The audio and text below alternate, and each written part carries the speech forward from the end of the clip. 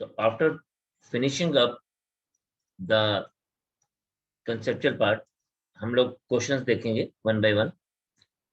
Simple से start करेंगे and slowly and study हम लोग का लेवल बढ़ेगा। तो सबसे पहला क्वेश्चन हमारे पास दिया गया है, if a is equals to 1 2 3 4 5,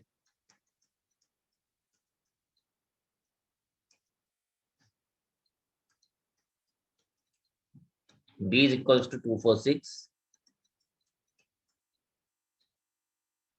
and c is equals to 3 4 6.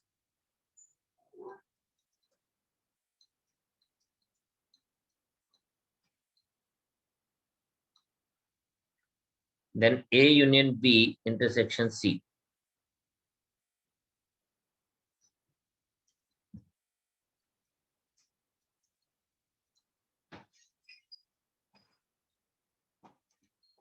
Is equals to, हम इसको इस तरह से लेंगे, पहले आप यूनियन ले लीजिए,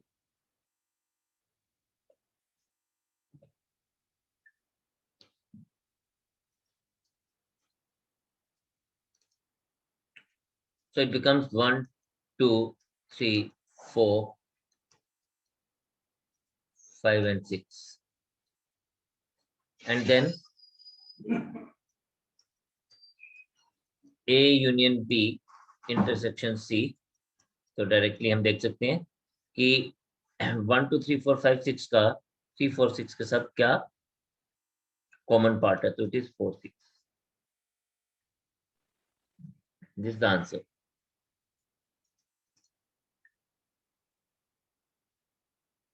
Second, if P is the set of parallelograms,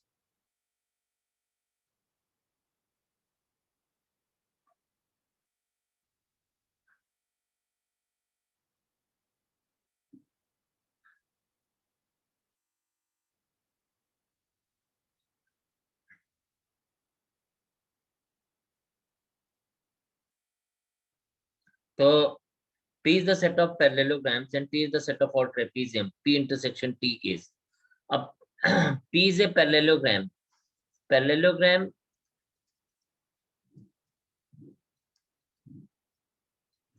opposite sides are equal and parallel. This is parallelogram. When we are having opposite sides are equal and parallel. लेकिन जब हम ट्रेपीजियम की बात करते हैं तो trapezium is having only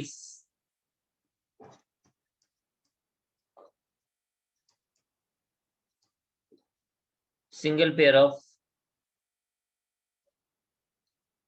unequal parallel lines.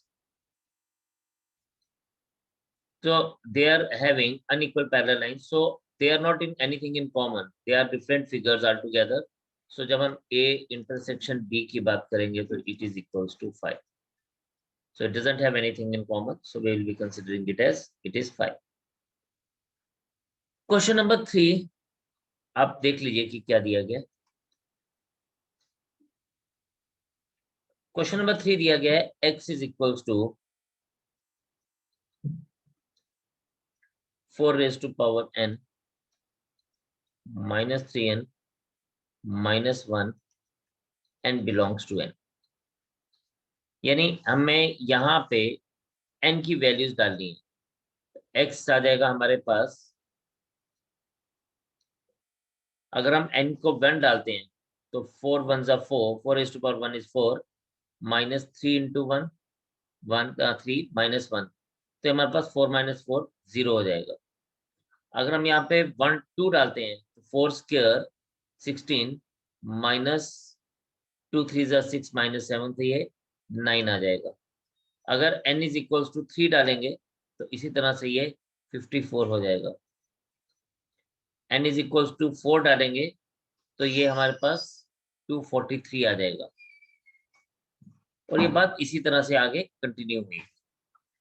लेकिन अब y हमारे पास क्या दिया गया है, y हमारे पास दिया गया है 9 into n minus 1 where n belongs to n. तो y हमारे पास क्या बन जाएगा, y is equals to, इसी तरह से n की वैल्यू अगर 1 डालेंगे तो 0, n की वैल्यू 2 डालेंगे तो 9, n की वैल्यू 3 डालेंगे तो 3 - 1 = 2 यानी 18 और 9 के मल्टीपल्स बनते जाएंगे, हमें 9 के मल्टीपल्स मिलते जाएंगे.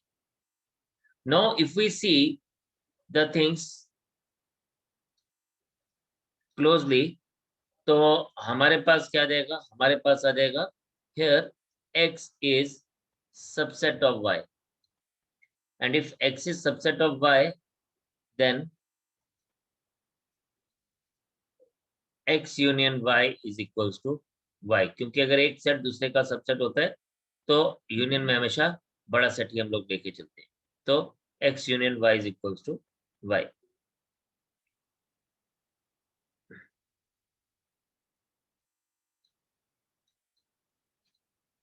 क्वेश्चन नंबर 4 हमारे पास दिया हुआ है x such that x is a multiple of 3.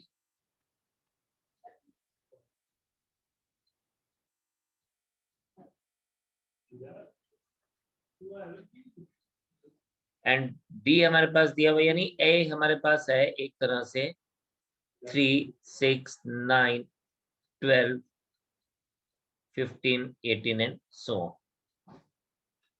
और बी दिया गया हमारे पास x such that x is a multiple of 5.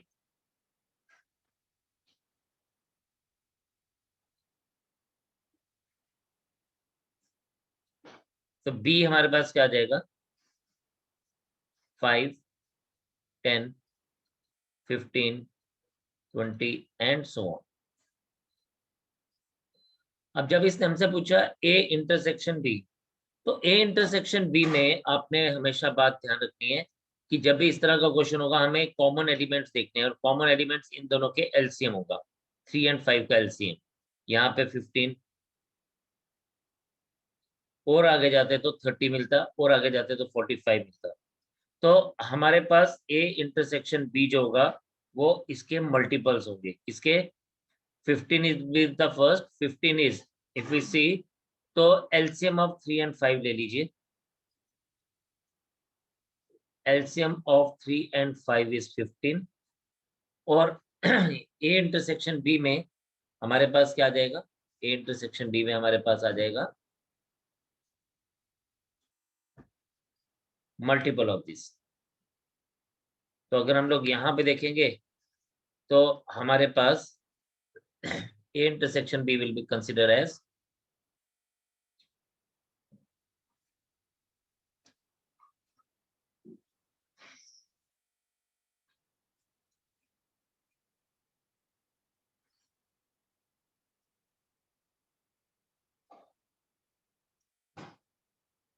तो यहाँ पे A intersection B is multiples of 15, that is 15, 30, 45 and so on.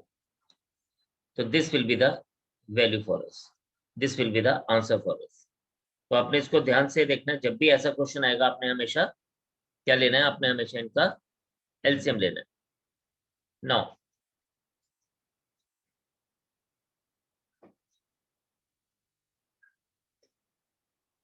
Question number 5 देखें. A and B have 3 and 6 elements respectively. N of A is equals to 3, N of B is equals to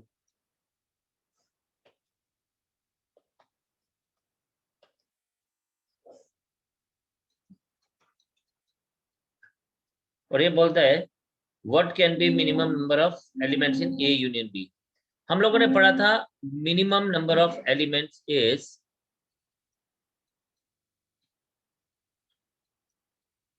minimum number of elements कब आते हैं, minimum number of elements हम लोगों को मिलते हैं A union B में. कब मिलते हैं A यूनियन B में मिनिमम नंबर ऑफ एलिमेंट्स, ये हमें तब मिलते हैं जब A B का सबसेट होगा. इन A union B is when A is subset of B. And in that case, A union B is always equals to the bigger set. So here bigger set is B. So therefore, हम कह सकते हैं n of A union B is equals to n of B and there are 6 elements for it. तो 6 elements को हम लोग मान के लेके चलेंगे। तो हमें ये जो कंसेप्ट हम लोगों ने पढ़े थे, ये कंसेप्ट्स को ही हम लोगों ने मेन ध्यान में रखना है और उसी से ही हमारा वैल्यू मिलेगा। तो हमारे को ये बात यहाँ पे ध्यान रखनी है कि मिनिमम नंबर ऑफ एलिमेंट्स हमें कब मिल रहे हैं, minimum number of elements in A union B तब मिलेंगे when A is subset of B. तो वही कंसेप्ट जो हम लोगों ने पढ़े थे हम उसको यूज कर रहे हैं। Now number 6, if A is a finite set and n having n elements, then P of A has how many elements? तो हमें बोलता है कि अगर n of A is equals to n, then n of P of A is equals to the number of subsets of A, and that is always equals to 2 raised to power n. ये आपको पता है कि every subset of A is the element of the power set. तो आप इसको बड़े आराम से देख सकते हैं, बड़े आराम से कर सकते हैं। क्वेश्चन नंबर 7, क्वेश्चन नंबर 7 हमें बोला गया है A intersection B in A intersection A intersection B cap find out कर। अब इसको करने के दो अलग अलग तरीके हैं। एक तरीका है कि हम लोग वेन डायग्राम को यूज करें, ठीक है। एक तरीका है कि हम इसमें वेन डायग्राम को यूज करें। वेन डायग्राम को कैसे यूज कर सकते हैं?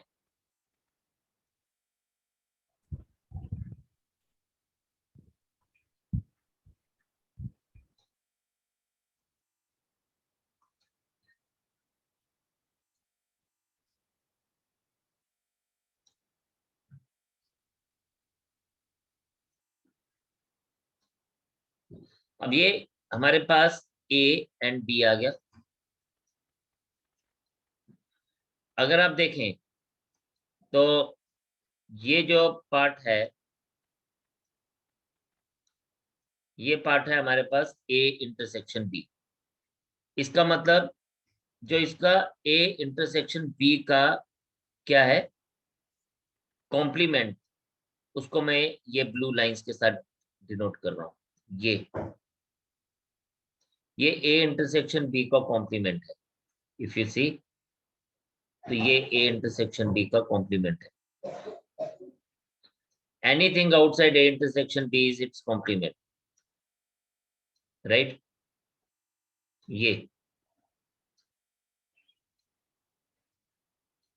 ये सारा का सारा पार्ट इसका कॉम्प्लीमेंट है। तो वेन डायग्राम से हमें दिख गया कि ए इंटरसेक्शन बी का कॉम्प्लीमेंट कौन है। अब हमें इसके साथ देखना है intersection of A. Intersection of A की अगर हम बात करेंगे, intersection of A is this, ये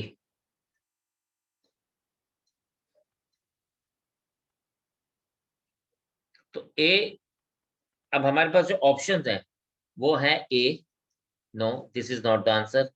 फिर है B, no this is not the answer. Third is 5, no this is not the answer. And fourth is A intersection B complement. अब A intersection B complement के साथ ये match कर रहा है, तो मतलब आपको वो देख के ही पता चल जाएगा कि ये ए इंटरसेक्शन बी के साथ मैच कर रहा है। तो in that case my answer will B this. ये हो गया एक तरीका जब हम इसको वेन डायग्राम को देख रहे हैं। दूसरा तरीका है कि हम लोग इसको डायरेक्टली सॉल्व करें। डायरेक्टली कैसे सॉल्व करेंगे? हमारे पास से आ जाएगा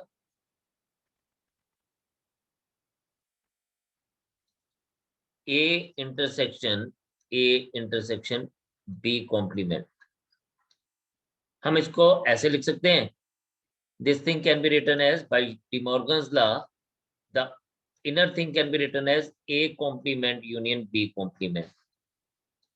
this is by De Morgan's law.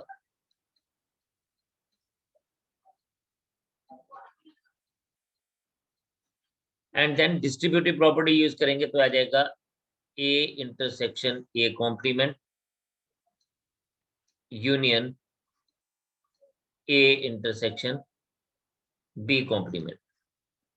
But ये जो ए इंटरसेक्शन ए कॉम्प्लीमेंट है, it is 5, so this becomes 5 union A intersection B complement, and finally we get the answer as A intersection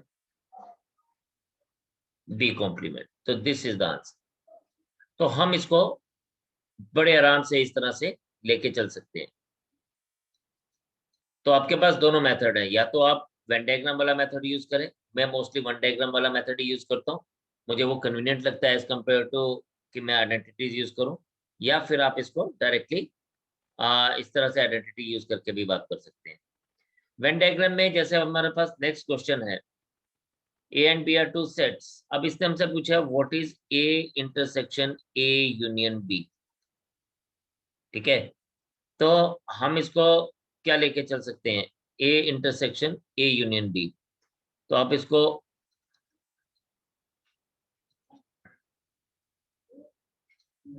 union A intersection B, तो आपको इस तरह से एकदम से पता नहीं चलेगा कि क्या है। वेन डायग्राम अगर हम बना रहे हैं तो हमें चीजें क्लियरली दिखना शुरू हो जाती है, तो इसलिए मैं वेन डायग्राम को प्रेफर करता हूँ। हमारे पास जो दिया गया है, हमारे पास दिया गया दो सेट्स हैं ए,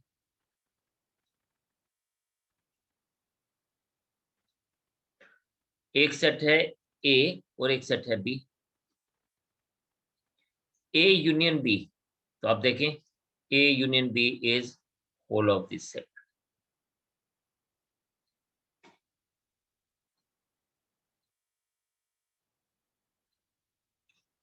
वेन डायग्राम से हमें बिल्कुल प्रॉपरली दिखना शुरू होता है कि ए यूनियन बी हम किसको मान रहे हैं, और उसके साथ ए का intersection is only this set.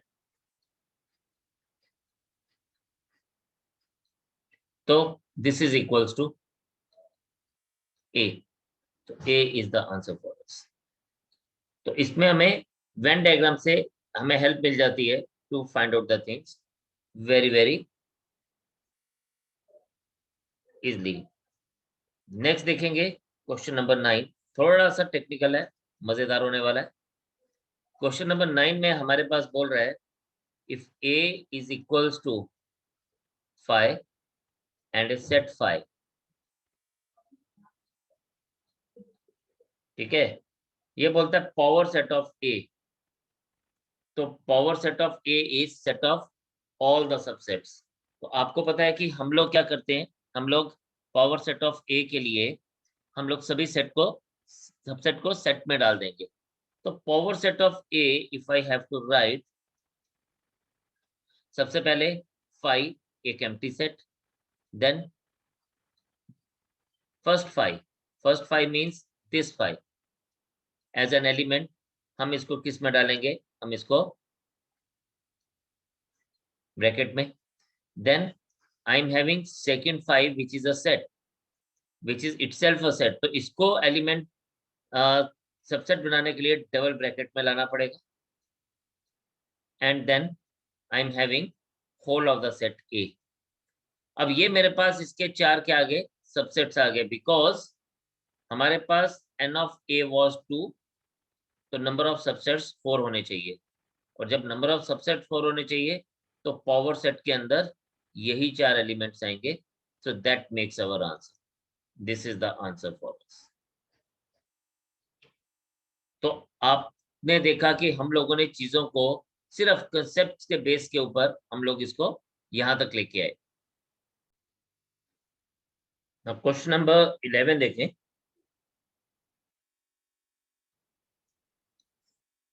Eleven में हमारे पास दिया गया है which of the following cannot be the pair, cannot be the number of elements in a power set of any finite sets। हमें जो वैल्यूज दी गई हैं वो दी गई हैं 26, then b as 32, c as 8 and d as 16। तो हम लोगों को ये पता है कि पावर सेट में कितने एलिमेंट्स होते हैं, पावर सेट में उतने एलिमेंट्स होते हैं जितने किसी के नंबर ऑफ सबसेट्स होते हैं, and number of subsets is always 2 raised to power n। तो हमने सिर्फ इतनी सी बात देखनी है कि यार 2 रेज टू पावर n में कौन सी वैल्यूज जो हैं वो हमें 2 रेज टू पावर n में को सेटिस्फाई नहीं कर रही है। अब 32 को देखेंगे, this is 2 raise to power 5, 16 is 2 raise to power 4, 8 is 2 raise to power 3, but 26 is the value जो 2 की किसी भी पावर में नहीं आता है। इसका मतलब दिस इज द आंसर कि that it can not be the number of elements in power set of any finite set। 12th,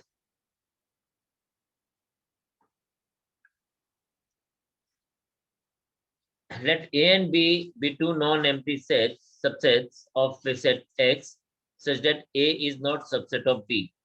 Okay, A and B are two non-empty subsets of a set X and A is not subset of B। ठीक है, yes. अब हम इसने ना सिर्फ इतनी सी बात कही हमें कि यार A जो है वो B का सबसेट नहीं है, such that A is not subset of B। But इसने ऐसा भी नहीं कहा then which of the following is a can be a correct। A is subset of complement of B। देखें, दो सेट्स ऐसे भी तो हो सकते हैं, partially related to each other.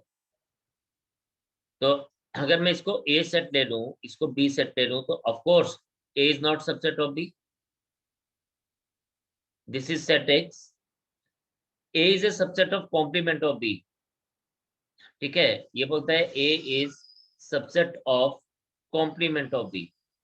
तो कॉम्प्लीमेंट ऑफ B तो हमारे पास क्या आ जाएगा, complement of B is anything outside A, outside B, anything which is outside B। यहां देखें, ये पूरी का पूरा anything which is outside B। तो अगर हम लोग देखें तो इसने क्या बोला, A is subset of this, no, because इस केस में वो पोर्शन नहीं आ रहा है जो B के साथ कॉमन पोर्शन है, यानी हमारे पास इस केस में ये वाला पोर्शन नहीं आ रहा है। तो हमारी पहली जो ऑप्शन है वो ट्रू नहीं है। सेकंड बोलता है B subset of A, no. Third बोलता है A and B are disjoint, no. Fourth, A and the complement of B are non disjoint, A and the complement of B are non disjoint, yes.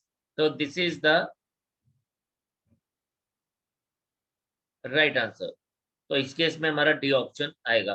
तो हमारे को actually Venn diagram देखने से हमें चीजें जल्दी पता चल जाती हैं, that is why I always prefer Venn diagram. 13 थोड़ा सा मजेदार होने वाला है, टेक्निकल है। ये बोलता है A B and C are three sets, A is superset of B, B is superset of C. बहुत चालाकी से बात कर रहा है ये। जनरली ये जो सिंबल्स होते हैं ये सबसेट वाले सिंबल्स देता है, लेकिन इस केस में इसने क्या दिया, इस केस में इसने सुपरसेट का सिंबल दिया। यानी अगर हम लोग देखेंगे तो A is superset of B, B is superset of C, यानी यहाँ पे C is subset of B and B is subset of A। Actual में बात ये हो रही है,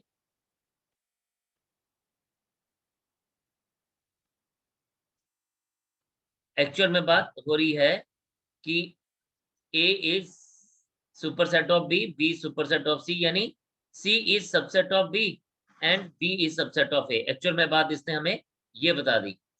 ठीक है, एक अलग तरीके से इसने इसको रिप्रेजेंट किया। अब A union B union C,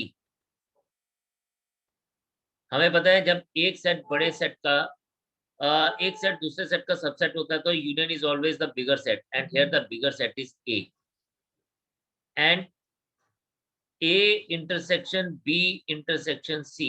again हमें पता है कि जब एक सेट दूसरे का सबसेट होता है तो intersection is always the smaller set, तो smallest set is C।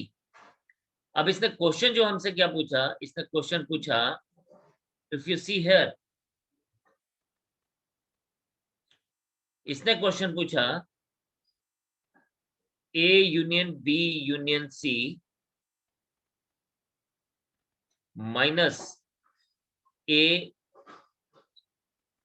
Intersection B intersection C। तो हम सबको दिख रहा है ये, simply it is a minus C. For that matter, C part is the answer for this. तो बस जो वही अगेन हम लोगों ने यूज क्या किया, अगेन हम लोगों ने वो जो बेसिक पढ़ा था हम लोगों ने यूनियन और इंटरसेक्शन के लिए, हमने उसको डायरेक्टली यूज किया, तो कंसेप्ट काम आए. तो कंसेप्ट अगर क्लियर है तो क्वेश्चंस करने में ज्यादा मुश्किल नहीं आती, क्वेश्चन बिकम्स इजियर. थोड़ी सी प्रैक्टिस जरूर है कि कौन थोड़ा सा जल्दी कर पाएगा, कौन थोड़ा सा लेट कर पाएगा, लेकिन it is. No, the next question is ordered pair xy such that y square is equals to x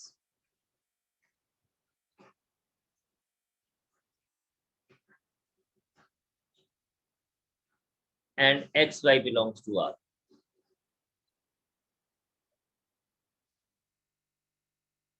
यानी ये हमें बोलता है y square is equals to x,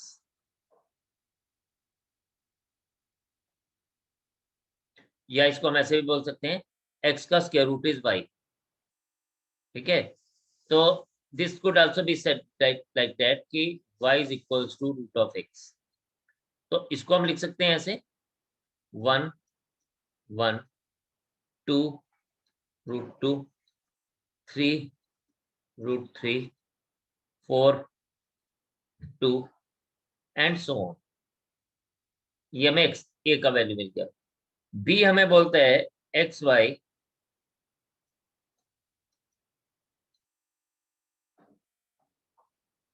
B हमें बोलता है एक्स वाई. अच्छा, इसमें हम लोग 0 0 भी ले सकते हैं और -1 1 भी ले सकते हैं.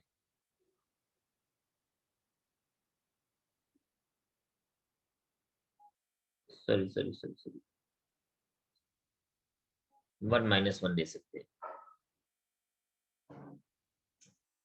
अभी हमें बोलता है order pair X Y such that y is equals to mod of x and xy belongs to R.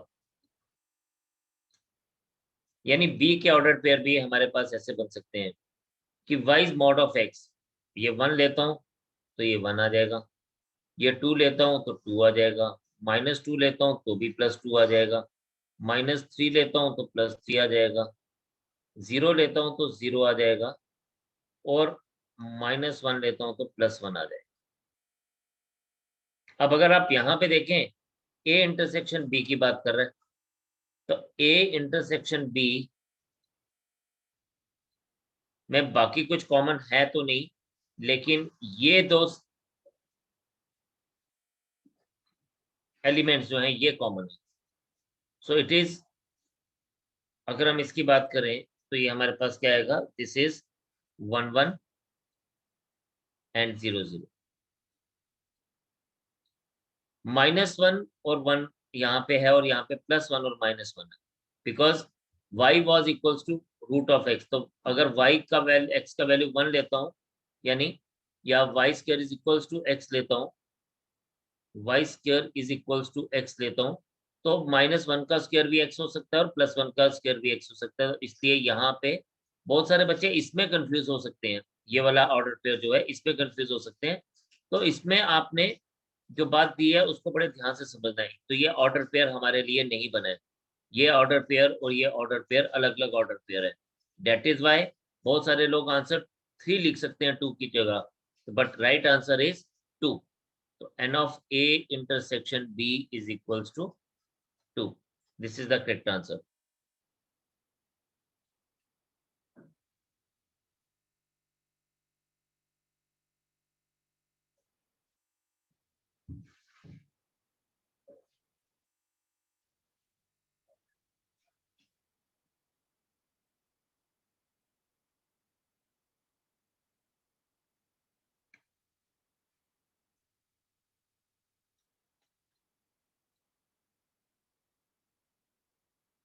Question number 15 है हमारे पास.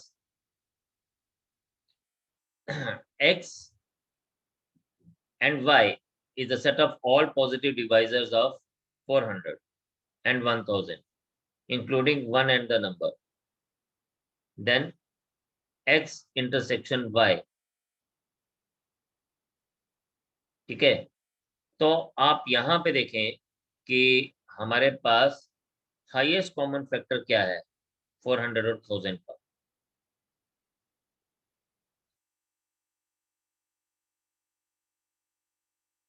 400 एंड 1000 का हाईएस्ट कॉमन फैक्टर आप निकालें तो 400 हमारे पास होता है 2 into 2 4 into 10 into 10 means it is 2 raised to power 4 into 5 square. और 1000 हो जाएगा हमारे पास, we can write it as 10 cube which is 2 cube into 5 cube. So therefore HCF is 200. 2 raised to power 3 into 5 raised to power 2. It is going to be 8 into 25, that is 200. 200 is the highest possible number. अब ध्यान से समझना इस बात को. 200 is the highest possible number which divides 400 as well as 1000. और अब हम जब बात करेंगे वो कहेंगे कि जो 200 के फैक्टर्स हैं वो 400 और 1000 के कॉमन फैक्टर्स होंगे. जो 200 के फैक्टर्स हैं, हमें अब बात सिर्फ 200 के फैक्टर्स ढूंढने की करनी है. ठीक है, तो इसने बोला इंक्लूडिंग 1 एंड द क्वेश्चन ही है saying including 1 and the number. तो हम लोगों को बोलता है कि हम लोगों के पास जो इंटरसेक्शन में आएगा, इंटरसेक्शन में सिर्फ क्या आएगा, जो 200 के फैक्टर्स हैं, those numbers will come in the intersection of a intersection x intersection y. तो अब हम 200 के फैक्टर्स अगर हम देखें तो देयर आर डिफरेंट मेथड्स. मैं अभी उनके ऊपर नहीं जाऊंगा because that is again a different thing, but हम लोग देखते हैं कौन कौन डिवाइड कर सकता है. 1 2 4 5 8 10 देन 20 25 50 100 एंड 200. 1 2 3 4 5 6 7 8 9 10 और 11 और 1 2 4 5 8 10 25 8 सर 20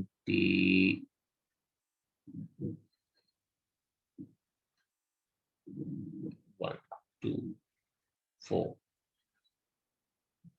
5 10 25 10 20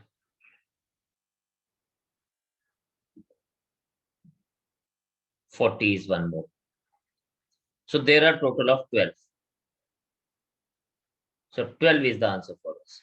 अब देखिए क्या होता है, यहाँ पे बात हो रही थी फैक्टर्स की, तो फैक्टर्स में हम लोगों ने हाईएस्ट कॉमन फैक्टर निकाला और उसके बाद बाकी के क्वेश्चंस का बाकी के उसको हम लोगों ने चेक किया. ठीक है,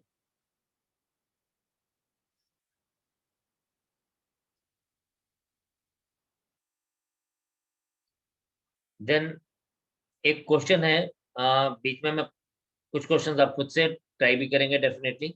एक क्वेश्चन है जो एग्जाम में बहुत बार पूछा गया है, एक बार हम उस क्वेश्चन को भी देख लेते हैं. क्वेश्चन नंबर 22 देखें. क्वेश्चन नंबर 22 में हमारे पास दिया गया है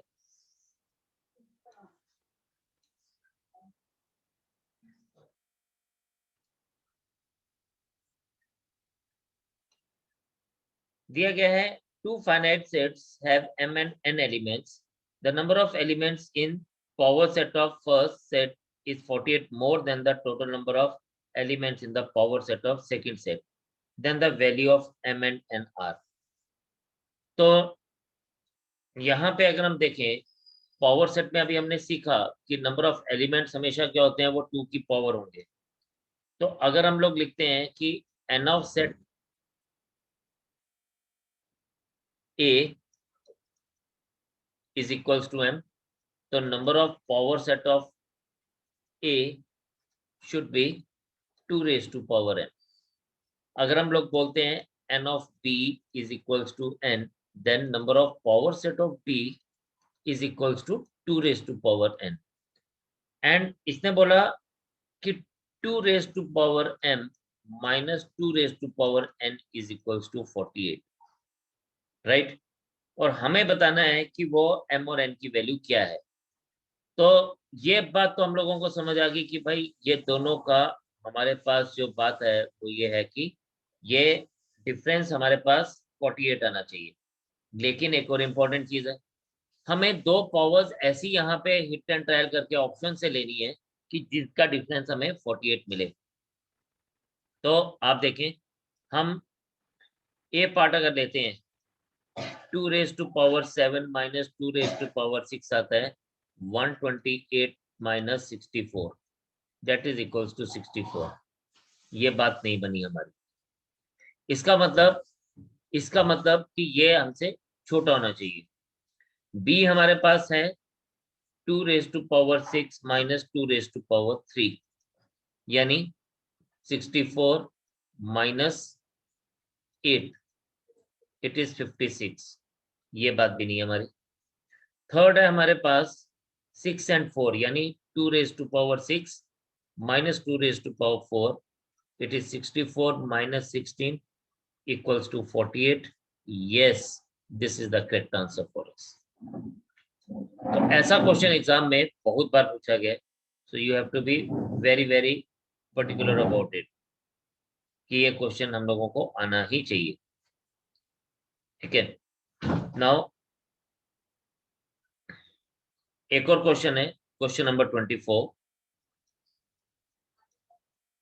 यहाँ पर हम लोगों को यूनिवर्सल सेट दिया गया है. ये क्यों मैं आपको बता रहा हूँ, बिकॉज इसमें ना एक छोटी सी चीज है जो हमने सीखनी है. आपको आती भी होगी तो बहुत अच्छी बात है, नहीं आती होगी तो हम लोग सीखेंगे. तो this is x such that x is equals to x raise to power 5 minus 6x raise to power 4 plus 11x cube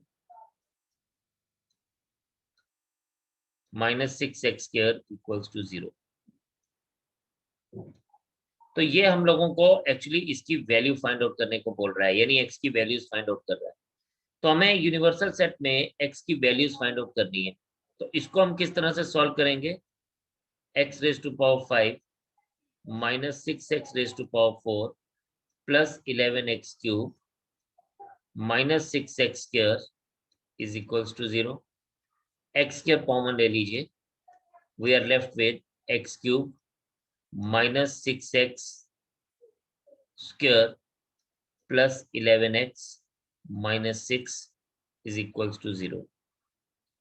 अभी क्या होता है, यहाँ पे हम लोगों को बेसिकली क्यूबिक इक्वेशन सॉल्व करनी है. This is the thing which we have to see. और जनरली बहुत बार बच्चों को इसमें प्रॉब्लम आती है, स्टूडेंट्स को प्रॉब्लम आती है. तो आपने उसी चीज को ध्यान रखना है कि इसको हम किस तरह से लेंगे. तो जब भी हमारे पास एक क्यूबिक इक्वेशन आती है, हम हिट एंड ट्रायल मेथड को यूज करते हैं. हम क्या कहते हैं, हम कहते हैं okay here either x square is equals to 0 और x cube minus 6x square plus 11x minus 6 is equals to 0. This implies that x is equals to 0. या तो x की वैल्यू 0 आ सकती है, या फिर हम लोग इसको x cube minus 6x square, इसको कैसे सॉल्व करना है इसको एक बार हम सीखेंगे. आता है जिसको बहुत अच्छी बात है, जिसको नहीं आता वो एक बार अच्छे से ध्यान से देख लेगा. जब भी हमारे पास ऐसी क्यूबिक एक्सप्रेशन आती है तो हम बिल्कुल बेसिक से स्टार्ट करते हैं, यानी हम x की वैल्यू 1 माइनस 1 2 माइनस 2 3 माइनस 3 डाल के चेक करते हैं कहाँ पे ये वैल्यू जो है इस पर्टिकुलर को इक्वेशन को सेटिस्फाई कर रहा है. तो अगर आप देखें यहाँ पे if I put x is equals to 1, तो ये हमारे पास क्या बन जाएगा, ये बन जाएगा 1 cube minus 6 into 1 square plus 11 into 1 minus 6, that is 1 minus 6 plus 11 minus 6 equals to ये 0 हो जाएगा. तो बड़े इंपॉर्टेंट है कि जब हमारे पास x इक्वल्स टू 1 पे ये इक्वेशन 0 बन रही है, यानी सेटिस्फाई हो रहा है ये, तो देन हम क्या कहेंगे, then x minus one, yes, ये इससे उल्टा हो जाएगा, x minus one is factor of X cube minus six x square plus 11x minus six. और जब ये इसका फैक्टर है तो हम इसको डिवाइड करेंगे, x cube minus six x square plus 11x minus six, इसको हम डिवाइड करेंगे x माइनस वन से, तो एक्स स्क्र, ये आपको पता है डिवाइड कैसे करते हैं, माइनस एक्स स्क्र, सॉरी,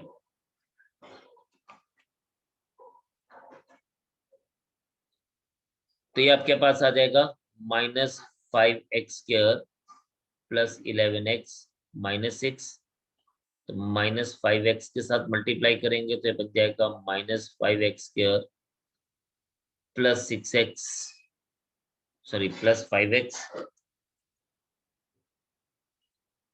और ये आपके पास क्या बन जाएगा, ये प्लस और ये माइनस बन जाएगा, और ये आपके पास क्या आ जाएगा, सिक्स एक्स माइनस सिक्स, तो प्लस सिक्स से इसको मल्टीप्लाई करेंगे। तो ये जब आपको मिल गया यहाँ पे, तो आप क्या देखेंगे, आप कहेंगे कि ओके,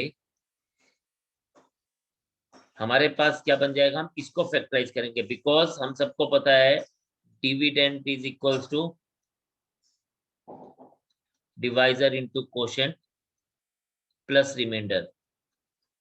डिविडेंड क्या था, x cube minus six x square plus 11x minus six, divisor क्या था, x माइनस वन, और कोशेंट क्या आया हमारे पास, x square minus five x plus six, और रिमाइंडर इज जीरो। तो हम इसको, इस पूरी एक्सप्रेशन को अब हम कैसे लिख सकते हैं, we can also write it as x minus one into x square minus five x plus six equals to zero, because dividend था x cube minus six x square, तो इसको हमने लिखा divisor x minus one into quotient x square minus five x plus six, और remainder zero था, उसको लिखने की जरूरत नहीं पड़ी। अब यहां से हमारी बात और आसान होगी, x minus one is equals to zero, और x square minus five x plus six equals to zero. यहाँ पे हम हमेशा ऐसा नंबर्स ढूंढते हैं, मिडिल टर्म को स्प्लिट करते हैं, आपको पता ही है। तो ऐसे दो नंबर्स ढूंढ रहे हैं जिनका सम हमारे पास माइनस फाइव हो और जिनका प्रोडक्ट माइनस थ्री हो, लेकिन जब हम इसकी वैल्यूज निकालते हैं तो यही माइनस टू और माइनस थ्री हमें प्लस टू और प्लस थ्री में चेंज हो जाते हैं। सो ये माइनस टू और माइनस थ्री जो है, ये हमारे पास प्लस टू और प्लस थ्री में इसके वैल्यूज चेंज हो जाएंगी। तो ये हमारे पास क्या बन जाएगा, x is equals to zero, हमने पहले फाइंड आउट किया, वन टू थ्री। तो देयरफॉर हमारे पास यूनिवर्सल सेट निकालने के लिए ही ये सारी मेहनत हुई, that is zero one two three. तो इसमें कोई हमें ज्यादा चीजें तो ध्यान नहीं देनी थी, लेकिन एक नई चीज हमने जरूर सीखी, दैट इज, आती भी होगी आपको, हम लोगों ने सिर्फ उसको रिवाइव किया, तो हम लोगों को पता लग गया कि यार ये जो है यूनिवर्सल सेट के वैल्यूज को हम कैसे निकालेंगे। ए, तो हमारे पास ऑलरेडी इक्वेशन थी x square minus five x plus six, जिसको मैं लिख सकता हूँ कि A is two three, and B is x square minus three x plus two. अब x square minus three x plus two की जो हमारे पास वैल्यूज बनेंगी वो बनेंगी टू एंड वन। मैंने इसको भी उसी तरह से किया जैसे मैंने अभी आपको दिखाया। आपको क्या देखना है, X square minus three x plus two equals to zero. आपको दो नंबर्स ऐसे चाहिए जिनका सम माइनस थ्री हो और जिनका प्रोडक्ट प्लस टू हो, तो ये बन जाएगा minus two and minus one. और वैल्यूज निकालने के लिए हम इन साइंस को उल्टा कर देते हैं, तो ये प्लस टू और प्लस वन इसकी वैल्यूज होंगी। तो आपको ये सब सॉल्व करने की जरूरत नहीं है, आप इस तरह के इक्वेशन को डायरेक्टली चेक कर सकते हैं कि हम लोगों के इसके पॉसिबल वैल्यूज क्या होंगे। देखें क्या किया, एक बार इसको दोबारा से सीखते हैं। X square minus five x plus six था, जैसे हमने यहाँ पे देखा, we were having X square minus five x plus six. हमें ये तो हमेशा हम लोग देखते हैं ना कि दो नंबर्स ऐसे जिनका सम बीच वाला नंबर हो, यानी x का कोफिशिएंट हो और प्रोडक्ट जो हो वो कांस्टेंट हो। तो x का coefficient was 5 and constant is 6, तो वो दो नंबर्स हमें मिले -2 एंड -3। -2 और -3 हमारे वो दो नंबर्स हैं और उनका साइंस आपने उल्टा कर देना। अगर ये नेगेटिव आ रहे हैं तो पॉजिटिव कर देना, पॉजिटिव आ रहे हैं तो नेगेटिव कर देना है। तो हमने नेगेटिव नंबर्स आ रहे थे तो हमने उसके वैल्यूज को पॉजिटिव कर दिया। We got the two values of x square minus 5x plus 6 is 2 and 3।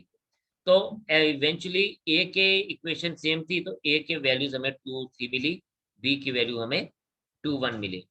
अब इसने हमसे पूछा a इंटरसेक्शन b डैश, तो a इंटरसेक्शन b डैश अब आप बड़े आराम से यहां से फाइंड आउट कर सकते हैं। तो main thing we have already done. तो क्वेश्चन नंबर 19 देखें। देखिए मैं इसके लिए अगेन वेन डायग्राम्स का हेल्प लूंगा और अलग अलग से पहले करूंगा। देखें एक हमारे पास है सेट, तो सेम ही है, ए यूनियन बी की बात कर रहा है यहाँ पे।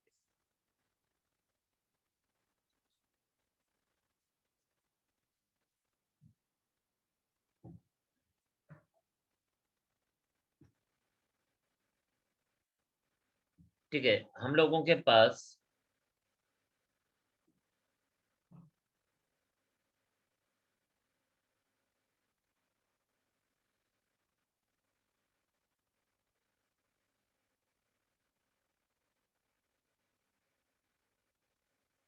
सेम सेट्स हैं ए and B.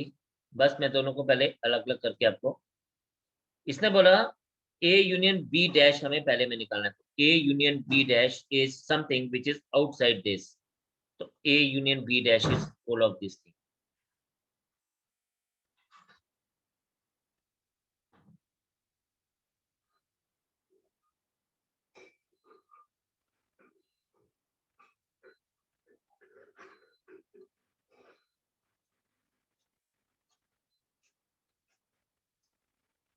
This is A union B whole dash और A dash intersection B. Okay, A dash is this, anything outside?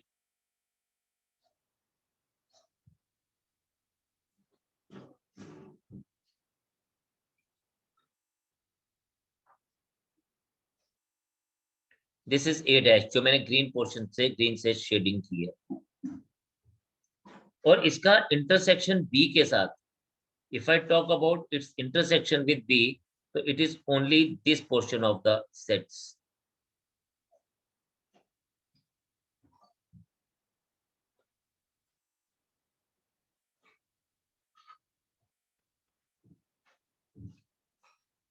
Right ये आ गया हमारे पास क्या, this is A dash intersection B। अब ये बोलता है इन दोनों का यूनियन, मतलब ये वाला ब्लैक पोर्शन जो है इसका यूनियन हमें किसके साथ लेना है, ए यूनियन बी डैश के साथ। तो अगर मैं इन दोनों को अगर ध्यान से देखूं तो what I will be getting something like this. इसको अगर मैं कंबाइन करके बात करूं तो I am going to gate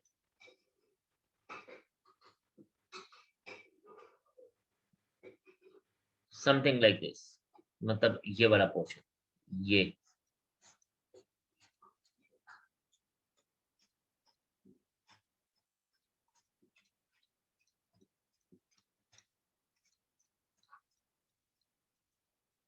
अगर इन दो पोर्शंस को मैं इनका यूनियन लूं तो आई विल बी हैविंग दिस। आपको ये दिख ही गया कि अभी ये क्या है, एक्चुअल में ये सारी जो पोर्शन है, this portion is A dash, तो answer will be A dash. तो वेन डायग्राम से हमें चीजों को देखना इजी हो जाता है। हाँ, प्रॉपर्टीज से या हम लोग अगर रिजल्ट्स को लेके चले तो चीजें थोड़ा सा डिफिकल्ट साइड पे रहती है, but Venn diagrams gives us the pictorial representation, that is why we generally we should prefer this particular method for doing up the things. I hope this is clear to all of you कि हम लोगों ने ये कैसे किया इसको।